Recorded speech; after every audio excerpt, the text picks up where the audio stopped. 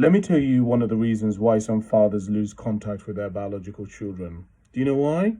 Because the fathers wanted children, but they didn't want to father the children.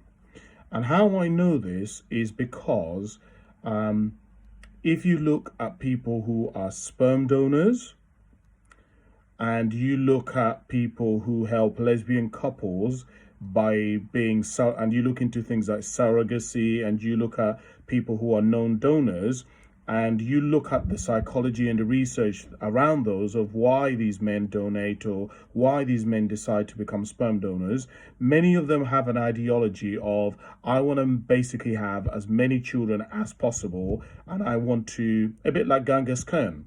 And this is one of the things that I've really had to reckon with and really understand. And I think a lot of society, British society, struggles with in understanding that there are different philosophies around parenthood for every man. Some men are like, I just want to have one child and I want to give everything to this child.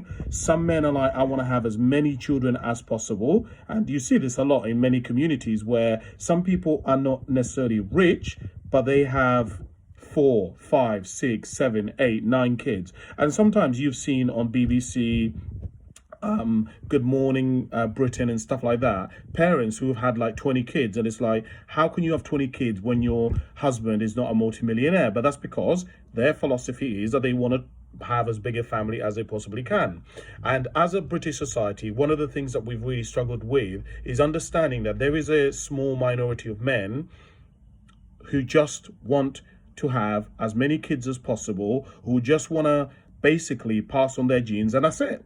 They don't want to father. They don't want to invest in the child.